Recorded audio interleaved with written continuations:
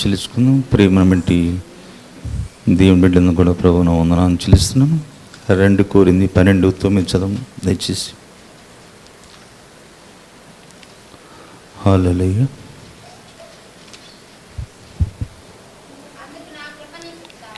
అందుకు నా కృప నీకు చాలును, బలహీనత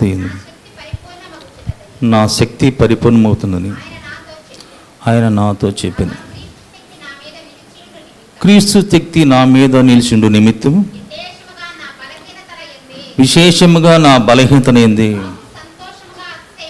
బహు సంతోషముగా అతిశయపడుతున్నాను. ప్రార్థన చేసుకుందాం. పరిశుద్ధుడు తండ్రి, నీ చేయగల ప్రభావానికి వందనాలు చెల్లిస్తున్న ప్రభా, ఎన్నికలేని ప్రభాని పాదాల దగ్గర కూడి తండ్రి, కొద్ది నిమిషాలు తండ్రి నా మాట కాక నీ మాటగా నీ బిడ్డలతో నాతో మాట్లాడు ప్రభా. సమస్తమైనా నీ పరిశుద్ధాత్మ మాట్లాడు సహాయం చేతండి. ఈ లేఖనాలైనా ప్రతి బిడికి నాకు గురించి మనస్సును దయచేయి. వాక్యానికి ప్రతి ఆటకనిస్తున్నప్పుడు బాంధించి ప్రభా. సన్నిధి వెండిగా మాకు సహాయం ఏసే పరిశుద్ధ మాట వేడుకున్న తండ్రి.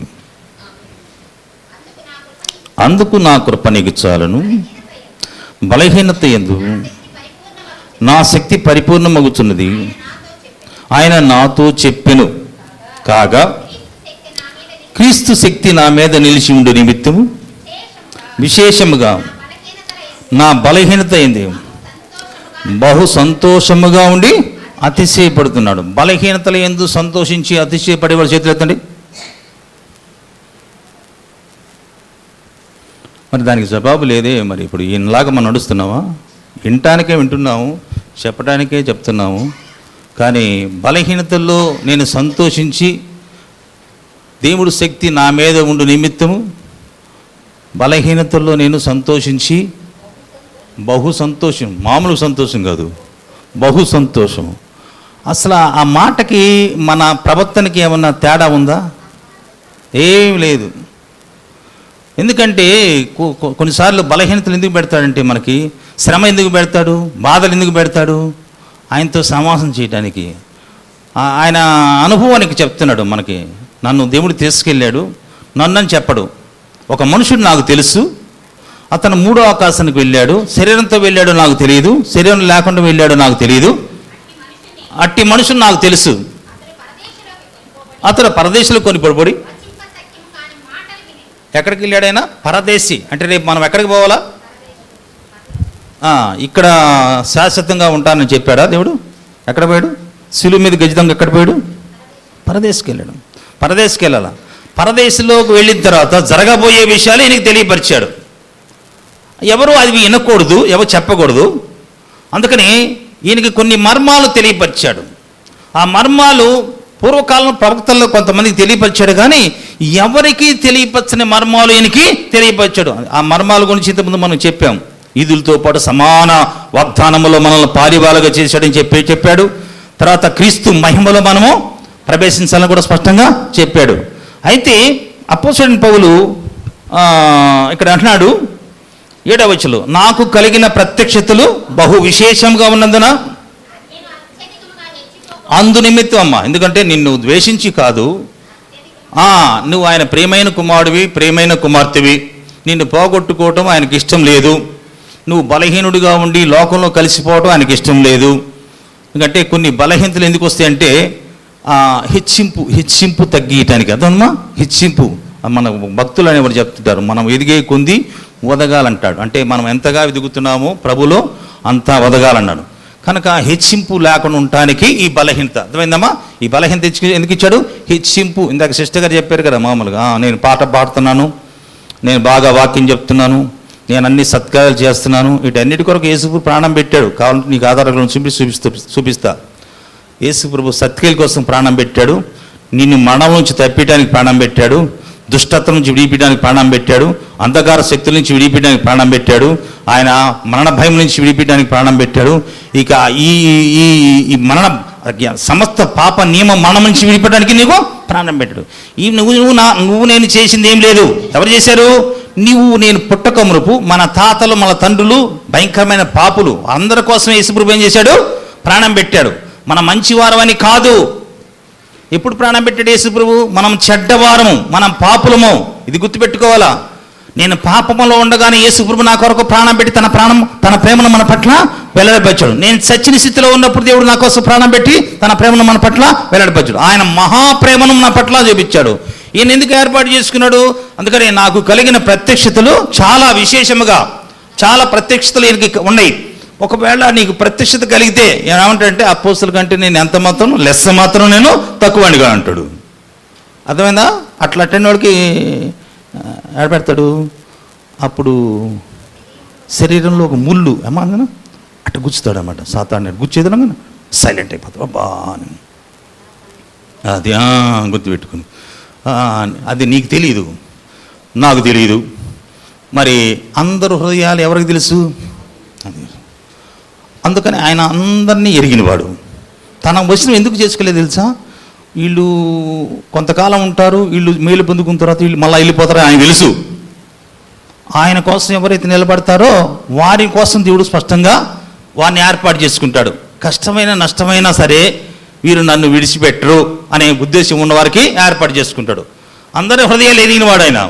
అందుకని అపోస్తలుని పౌలుని ఎందుకు ఏర్పాటు చేసుకున్నాడు? పూర్వం హింసకుడును దూషకుడును హానికరుడైన నన్ను తన పరిచర్యకి నమ్మకమైన వానిగా నన్ను ఏర్పాటు చేసుకున్నాడు. అంటే తల్లి గర్భంలో నన్ను ఏర్పాటు చేసుకున్నాడు. అంటే నేను పాపులకు మాదిరిగా ఉన్నాను, విశ్వసించబో మాదిరిగా. పాపుల్లో ప్రధానమైన పాపిని నేను. పాపుల కోసం యేసుప్రభు లోకానికి వచ్చాడు. సత్యాన్ని తెలియపరిచింది ఇప్పుడు ఈయన. పరిశుద్ధుల కోసం రాలా, ఎవరి కోసం వచ్చాడు? పాపుల కోసమే వచ్చాడు. ఇప్పుడు ఒకవేళ అపోస్తుడుగా పౌలుకి రక్షణగా నీకపోతే మనము చాలా ఇబ్బంది పడేవాళ్ళం. లెక్క పక్కన చూస్తే అసలు అర్థం కాదనమాట. కొంతమందికి ఇప్పటికీ అర్థం కాలేదనుకో, అది వేరే విషయము. ధర్మశాస్త్రంలో లేవు మనం. ధర్మశాస్త్రం అంతా బాగా నిష్ట కలిగిన వాడు, గమలే పదాల దగ్గర నేర్చుకున్నవాడు. ఈయనకు అన్నీ తెలుసు. అందుకని నాకు కలిగిన ప్రత్యక్షతలు విశేషం ఉందన్నా, నేను అత్యధికంగా హెచ్చిపోకుండానట్లు నా శరీరంలో ఒక ముళ్ళు అధికముగా హెచ్చిపోకుండా నిమిత్తము నన్ను ఏం చేస్తున్నా అంటే సాతాను ఈయన నలగొడుతుందంటే ఇప్పుడు ఈయన ఏమనుకోవాలా? ఆయన పాపం చేశాడా? అమ్మ అర్థం చేసుకుని, ఇప్పుడు ఏదైనా బలహీనత ఉందనుకో, సపోజు వాడు ఏదో పాపం చేశాడే. ఇప్పుడు ఏబుగా అన్నట్టు అంటే అట్టకుతాయి, ఎవరు బిడ్డలో కాజేసావు అందుకని బిడ్డలు తెచ్చారు అని చెప్పి రకరకాలుగా సొంత స్నేహితులు అంటే సాతాను వాళ్ళని ఆ విధంగా ఉపయోగించుకుంది. తర్వాత 8 వచనం ఏమంటాడు? అది నా యొద్ద నుండి తొలగిపోవాలని. మరి ఎందుకు చేయలేదైనా? అది ఉంటే మంచిది నీకు. ఎంతకాలము పడేం ప్రభా ఈ శ్రమలో? బ్రతికినంతకాలం పడాల్సింది. ఎవరు చెప్పారు మీకు యేసు ప్రభువు నమ్ముకుంటే మాకు సుఖాలు వస్తాయి, బాగా ఆనందంగా ఉంటుంది, బాగా ఆశీర్వాదాలు వస్తాయి, కట్ల డబ్బులు వస్తాయని ఎవరు చెప్పారు మీకు? లేదు. యేసు ప్రభు నమ్ముకుంటే శ్రమలో, యేసు ప్రభుకి ఏ శ్రమలు వచ్చినాయో ఆ శ్రమలో ఎక్కడ మనకి సుఖం ఉండదంటే, ఎక్కడ ఆనందం ఉండదంటే అక్కడ నిశ్చిత్తము. అక్కడ ఏడుపు ఉండదు, అక్కడ దుఃఖం ఉండదు, అక్కడ కన్నీళ్ళు ఉండవు, అక్కడ చీకటి లేదు, అక్కడ ఎప్పుడూ ఆనందమే. అక్కడికి మనం చేరాలంటే తాత్కాలికమైన సాధారణంగా కొన్ని శ్రమలు వస్తాయి. అది నీకు మించింది ఎప్పుడు పెట్టడు. నీకు మించింది పెడితే అసలు నువ్వు తట్టుకోలేవు. నాకు మించింది ఎప్పుడు పెట్టడు. నేను ఎంతైతే భరేస్తేనే అంత పెడతాడు.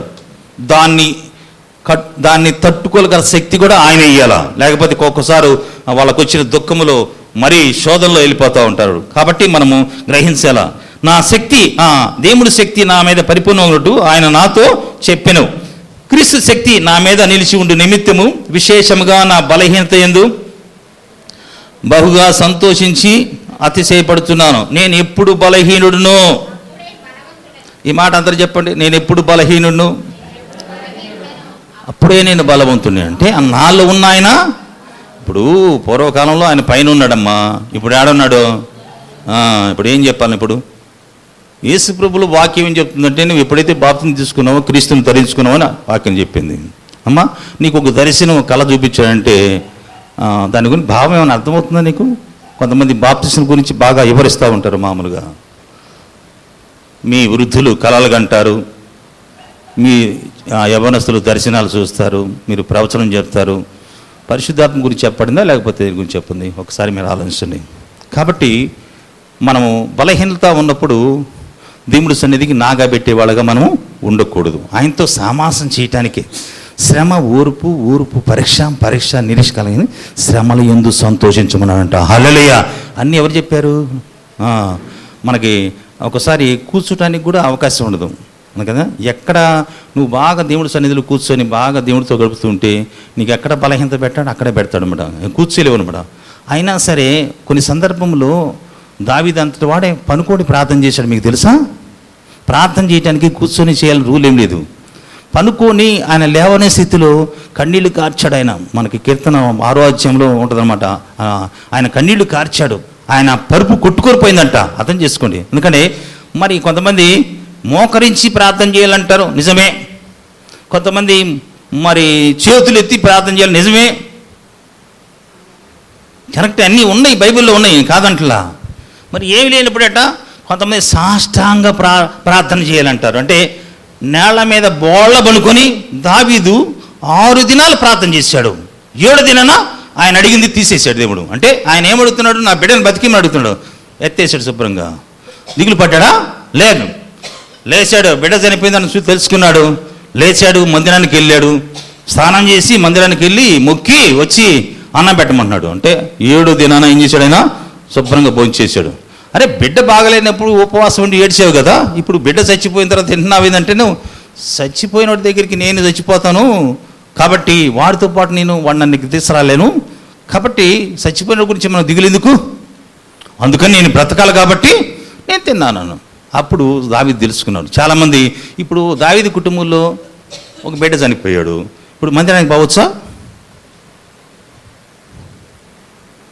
ధర్మశాస్త్రంలో కదా ఉంది, మరి ఎట్టపోయాడు ఆయన? ఒకసారి ఆలోచించండి. అంటే యేసుప్రభుకి ఎంతటి జ్ఞానం ఇచ్చాడో దావీదుకు కూడా జ్ఞానం ఇచ్చాడు. హల్లెలూయా. యేసుప్రభుకి ఆయన పాత నిబంధనలో ఉన్న దావీదు విరిగి నలిగిన హృదయం ఎప్పుడు అలక్ష్యము, ఇప్పుడు కూడా కావాల్సింది అదే. విరిగి నలిగిన హృదయంతో మనం దేవుడిని వేడుకుంటే దేవుడు ఏం చేస్తాడు, మనకు సహాయం చేస్తాడు. అందుకని నేను ఎప్పుడు బలహీనుడును, నేను బలవంతుడిని, నేను చేయగలనంటే నా వల్ల కాదన్నాడు ఆయన. మోషే నువ్వే నాకు కావాలన్నాడు. నా వల్ల కాదు, నేను మాట్లాడటానికి కూడా నాకు శక్తి లేదు, నాకు నత్తి. ఒకవేళ అన్ని బాగా నువ్వు మాట్లాడగలిగితే నీవు కూడా హెచ్చించిపోతావు, నాకు తెలుసు. నీవు ఊరక నిలబడు, నేను తీసుకొస్తా నా ప్రజల్ని, నేను చేస్తా అద్భుతం. లేదు ప్రభా, నాకు నత్తి, అసలు పరువుతో నేను ఎట్లా మాట్లాడంటే, లేదు మీ అన్న ఉన్నాడు, బాగా మాట్లాడుతా, నాకు తెలుసు.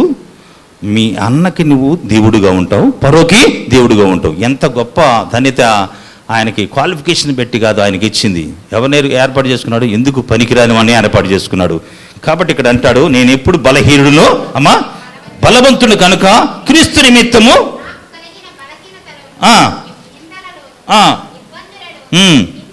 హింసలను ఉపద్రవం సంతోషిస్తున్నాడు. యేసుప్రభు కోరింది సంతోషమా దుఃఖమా? సంతోషమే సగం బలం అన్నాడు. మీరు సంతోషిస్తే బలం వస్తుందన్నాడు. మీరు ఏడిస్తే మీకు కలిగిన ఉపద్రవం నుంచి, మీకు కలిగిన ఇబ్బందుల గురించి అన్నీ తెలుసుకుంటున్నారండి.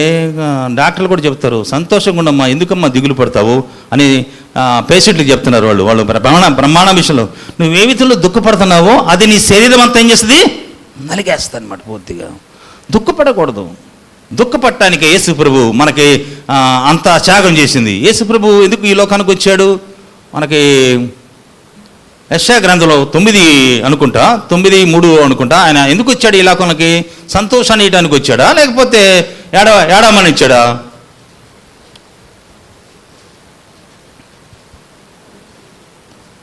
యెషయా గ్రంథం 9వ అధ్యాయం 3 వచనం కూడా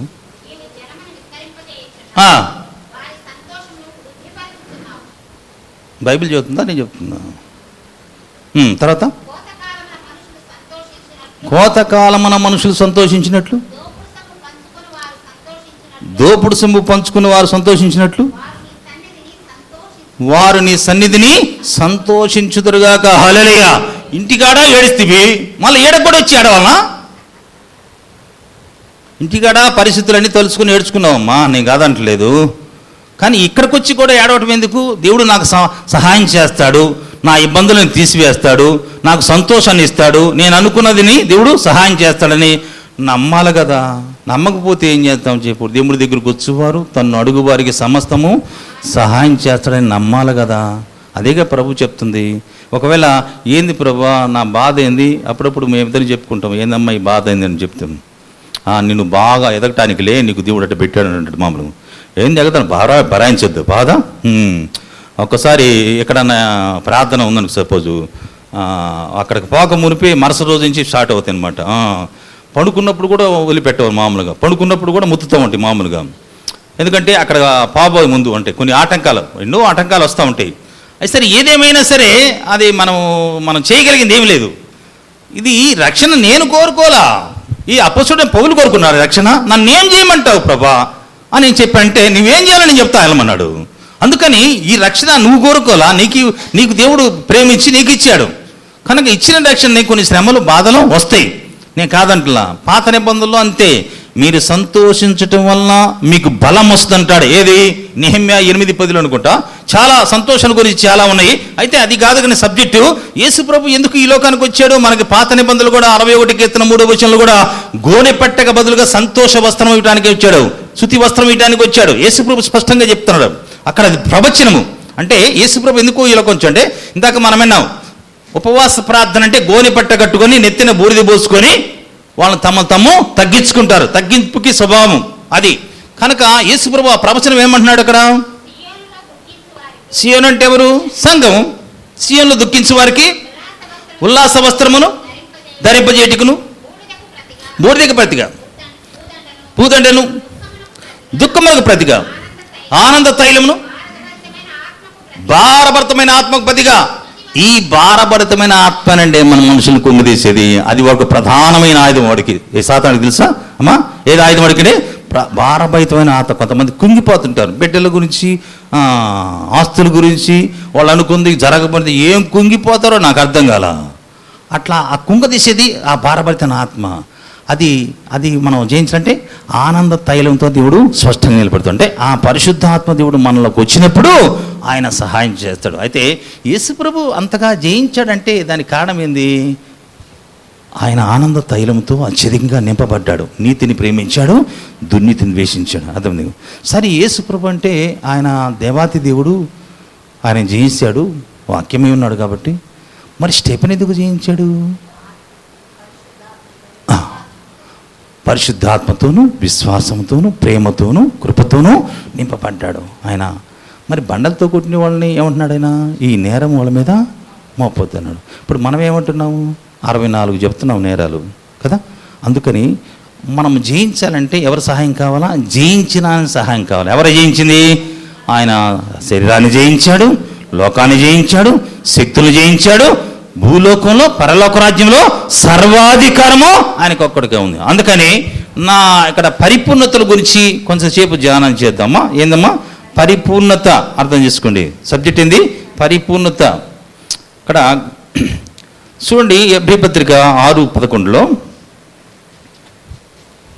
దయచేసి గమనించండి.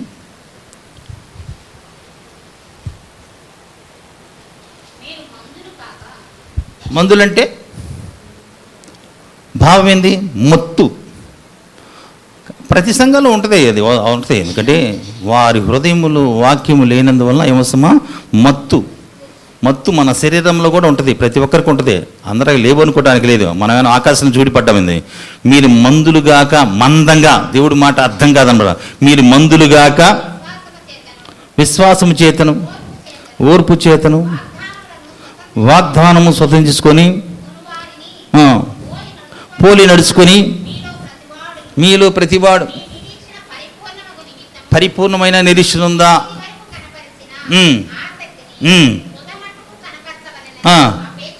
అది ఇదివరకు ఆసక్తి కనపరిచావు కదా. ఇప్పుడు నువ్వు ఏది అడిగితే అది ఇస్తే బాగా ఆసక్తిగా వచ్చి హల్లెలూయా స్తుతి మహిమని పాట పాడతావా, బాగా దేవుని ఆరాధిస్తావా, సాక్ష్యం చెప్తావా. ఏది అడిగితే అది ఇస్తే, ఒకవేళ ఇచ్చాడనుకో సపోజు, అసలు దేవుని మర్చిపోతావు కదా. అప్పుడు వాక్యంలో ఉందంటే ఎవరి ఆకలి వాళ్ళ చేత పని చేపిద్దామని ఉంది, ఎవరి అవసరం వాళ్ళ చేత ప్రార్థన చేపింది. కనుక ఒకరికి ఐశ్వర్యము ఘనత మంచిగా అన్నీ ఇచ్చి వాడికి ఆరోగ్యంగా ఉండటానికి ఆనందంగా ఉండటానికి ఇచ్చినప్పుడు ఆ స్థితి ఎవరిచ్చారని వాక్యం ఉంది, దేవుడు ఇచ్చాడు. ఇచ్చినప్పుడు ఆ స్థితి నాకు ఇచ్చాడని చెప్పి అంటే వాడు దేవుడు మర్చిపోతాడని ఉందా, లేదా గుర్తుపెట్టుకొని ఉంటుందా? చేసుకోడు, జ్ఞాపకం చేసుకోడు, దేవుడిని జ్ఞాపకం చేసుకోడు. అందుకని నువ్వు అడిగిన ఇప్పుడు అబ్రహాం కూడా విశ్వాసులకు తండ్రి, అబ్రహాం కూడా పరీక్షించబడ్డాడు. ఆయనకు అన్నీ ఇచ్చాడు. ఇచ్చిన తర్వాత లేక 21 సంవత్సరానికి 25 సంవత్సరాల తర్వాత ఒక బిడ్డని ఇచ్చాడు. ఇచ్చిన తర్వాత ఇప్పుడేమన్నా మళ్ళా ఏమన్నా మార్పు వస్తుందేమో అని చెప్పి అప్పుడు అబ్రహాంని పరీక్షించాడు. ఏమని? అబ్రహామా, నీవు ప్రేమిస్తున్న ఇసాకుని తీసుకొచ్చి నాకు బలిగా అర్పించమన్నాడు. మరి వెనకాడా? లేదు. అందుకని పరీక్ష అనేది అప్పుడు ఎవరిని ప్రేమించినట్టు అబ్రహాము? అది బిడ్డని కన్నా కూడా, భార్య కన్నా కూడా దేవుణ్ణి ప్రేమించాడు. కనుక మరి నీ స్థానం ఆయన తీసుకొని ఆయన స్థానం నీకు ఇస్తే ఇప్పుడు మనం ఎవరిని ప్రేమించాలా? ఇప్పుడు మన స్థానం ఏంది? సులువు మీద అటొకడు ఇటొకడు, అదే మన స్థానం. 2 అక్రమకారుల మధ్య ఆయన సిలువ పడ్డాడు. ఆ మధ్యలో స్థానం అది కూడా మందే. కనుక ఆయన ఏం చేశాడు? ఆ స్థానము, మన స్థానం ఆయన తీసుకొని ఆయన స్థానం ఎక్కడ కూర్చోబెట్టాడు? నిన్ను సింహాసనం మీద కూర్చోబెట్టాడు. హల్లెలూయా! పరలోక రాజ్యంలో కూర్చోబెట్టాడు. అందుకని నీకు విశ్వాసము ఉంది, కరెక్టే. పరిపూర్ణమైన నిరీక్షణ ఉన్నదా అంటే, ఇదివరకు మొదట్లో అమ్మా పెళ్ళైన కొత్త జంట ఎంత ప్రేమగా ఉంటారంటే అంత ప్రేమగా ఉంటారు. ఏమండి, మీరు రాంది అసలు నేను అన్నం కూడా తినండి, నేను ఆలస్యం అయిద్దిలే వస్తాను, నీ వచ్చేళ్ళకి నువ్వు భోంచేని భార్యకి చెబితే, లేదండి మీతోనే కలిసి భోంచేస్తానంటది. అంటదా లేదా? ఇద్దరు పుట్టిన తర్వాత ఏమైంది? ప్రేమ అటకెక్కిద్ది. వచ్చాడు ఎప్పుడు అర్ధరాత్రి పూట పెట్టుకొని తినా అట్టుంటుందన్నమాట వ్యవహారం. అక్రమ విస్తరించడంలో ప్రేమ ఏమైపోద్ది? చల్లారిపోద్ది. అందుకని ప్రభు చెప్పాడు, మొదట్లో బాగా ఆసక్తిగా వచ్చారు కదా, ఇప్పుడేమైంది? ఆసక్తి మరి కొదువు అవుతుంది. మీరు మొదట ఆసక్తి చూపించిన ఆ ఆసక్తి ఏం చేయడు? తుదమట్టుకు ఏమన్నాడు అంటే అంతవరకు. కొంతకాలం ఆసక్తిగా ఉండి కొంతకాలం ఆసక్తి లేకపోతే ఎట్ట గురిద్ది? అంతవరకు ఆసక్తి కనపడదు. మీ విశ్వాసం పరిపూర్ణమైన నిరీక్షణ, మీ విశ్వాసము అంతమటికి ఏం చేయాలా? ఆసక్తి కనపరిచినలా మనమే ఆయన ఇల్లు.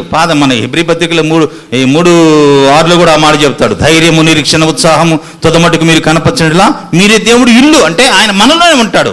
అందుకని ఆసక్తి అనేది చాలా అవసరం. ఏ విషయంలో పరిపూర్ణంగా ఉండాలమ్మా? ఆసక్తి విషయంలో మనం పరిపూర్ణంగా ఉండాలి. అంటే దేవుడు పని, దేవుడు వాక్యం ఏముంది? ప్రభునందు నీ ప్రయాసము వ్యర్థం కాదని ఉంది కదా. ప్రభు కార్యబడును ఎల్లప్పుడూ ఆసక్తిగా ఉండమన్నాడా లేదా? అన్నాడా? పరిశుద్ధులకు ఉపచారి చేయటంలో మర్చడానికి అన్యాయస్తుడు కాదన్నాడు కదా.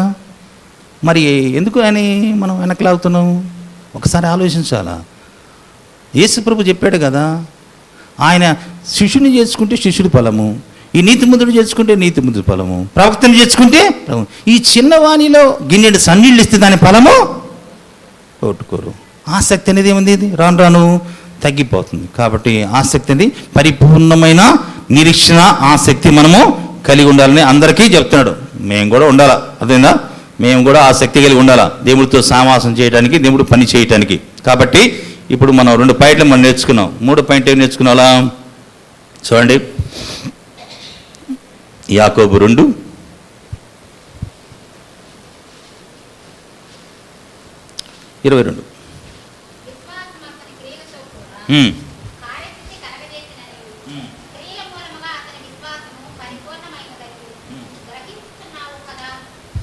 క్రియల మూలంగా తన విశ్వాసం పరిపూర్ణమైందని గ్రహిస్తున్నాం కదా. ఎంచబడిన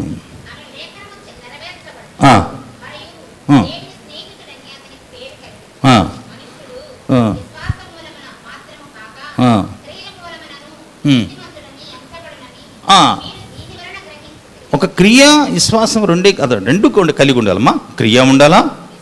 యేసు ప్రభు కోసం ఏమైనా చేసావా చెప్పు. రేపు పొద్దున ఆయన అడుగుతాడు, మనం శరీరంతో చేసిన మంచివి కానీ చెడ్డవి కానీ క్రీస్తు న్యాయపడమిందుట లెక్క చెప్పాలంటున్నాడు. మనకు ఏమైనా చేసామా?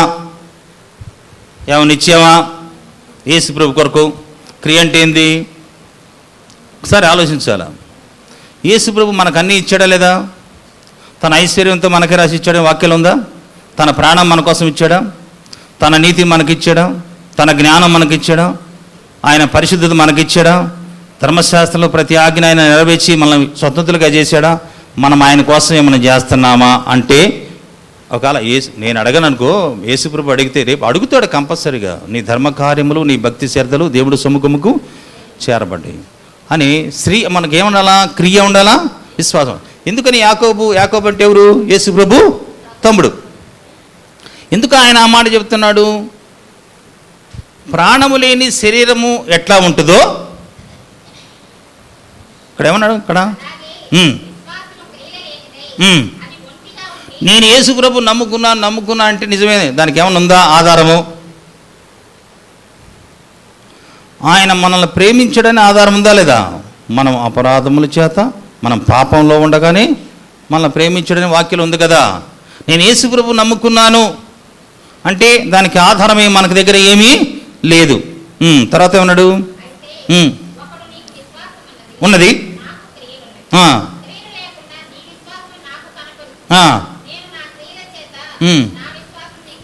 కనపడుతున్నని అంటే ఎట్టు గురించి రెండు కలిగి ఉండాలన్నాడు.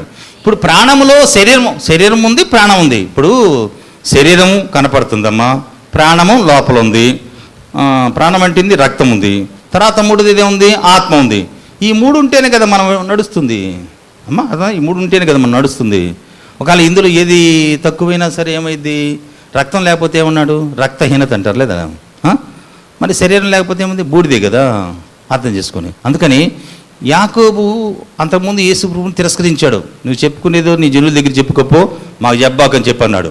కానీ యాకోబు ఆత్మీయతగా ఎంతగానో అడిగిపడాడు. రెండు కలిగి ఉండాలా అని స్పష్టంగా చెప్తున్నాడు. మీలో ఎవరికైనాను శరీరము కావలసిన వాటి సమాధానం వెలుడి, చలి కాచుకోండి, తృప్తి పొందుడని చెప్పిన ఎడల ఏమి ప్రయోజనము? అలాగనే విశ్వాసము తన క్రియలతో కూడా ఒంటిగా ఉండి మృతమైనది. అయితే ఒకడు నీకు విశ్వాసం ఉన్నది, నాకు క్రియలున్నవి. ఎందుకు వాళ్ళు చేరుకోలేకపోయారు? రోమా 9వ అధ్యాయంలో ఉంటుంది, 30 వచనంలో 33 వచనంలో. వాళ్ళు మంచి క్రియలు చేస్తారు, వాళ్ళు చేసినట్టు అమ్మా.